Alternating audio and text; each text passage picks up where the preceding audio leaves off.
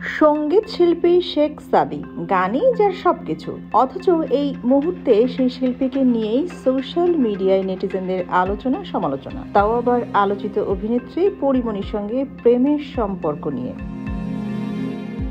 বেশ কয়েকদিন ধরে দেখা যাচ্ছে এই সঙ্গীত শিল্পীর সঙ্গে পরীমনির চলাফেরা। সর্বশেষ পরীমনির মামলার জামিনে এই গায়ক হয়েছেন জামিনদার।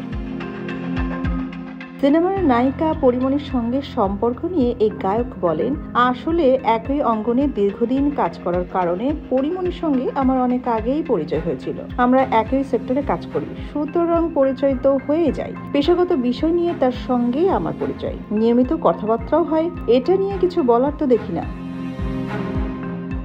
আদালতে যাওয়া ও পরীমনির মামলায় জামিনদার হওয়ার বিষয়টি উল্লেখ করে শেখ সাদী বলেন, যেহেতু তার সঙ্গে আমার অনেক দিনের পরিচয়, জানাশোনাও আছে, নিজের দায়িত্ববোধের জায়গা থেকে আদালতে গেছি।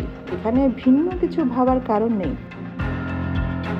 তিনি বলেন, আরও একটু ব্যাখ্যা করে বলতে পারি, পরীমনি আমার সহকর্মী। তার গ্রেফতারি পরোয়ানা জারির খবর শুনে বেশ দুশ্চিন্তায় পড়ে যায়। তখন পরীমনির সঙ্গে কথা হয়। তিনি আমাকে জানিয়েছিলেন আদালতে আত্মসমর্পণ করবেন। জামিন হওয়ার পর তার আইনজীবী একজন জামিনদার হন, আমিও আরেকজন জামিনদার হয়েছি।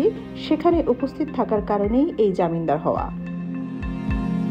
এই সঙ্গীত শিল্পী বলেন, না, একেবারেই না। পরীমনির সঙ্গে তার তো প্রেমের সম্পর্কের কিছু হতেই পারে না। পারিবারিকভাবে তাদের বোঝাপড়া ভালো। পরিবারের সদস্যরা তার বাসায় যায়, পরীমনিও বাসায় আসেন। পারিবারিক সম্পর্কের বাইরে তার সঙ্গে প্রেমের কোনো সম্পর্ক নেই। লোকে না জেনে না বুঝে আমাদের নিয়ে রিউমার ছড়াচ্ছে বলেও জানান শেখ সাদী। নতুন গানের খবর জানতে চাইলে এই সঙ্গীত শিল্পী বলেন, নতুন গান বলতে গত মাসে ডিজে রাহাত ভাইয়ের সঙ্গে পুরনো একটি গান রিমেক করেছি। আগামী মাসে সেটি মুক্তি পাচ্ছে। এছাড়া গত মাসে আমার একটি নতুন গান মুক্তি পেয়েছে। গানটিতে বেশ সাড়াও পেয়েছি। তিনি বলেন, আজ কুফা শিরোনামে আমার নতুন একটি গান মুক্তি পাচ্ছে। এটি মূলত ফাঙ্কি পপ মিক্স ধরনের গান। আমার বিশ্বাস এই গানটিও শ্রোতাদের ভালো লাগবে। সোনিয়া খান, খবর সংযোগ।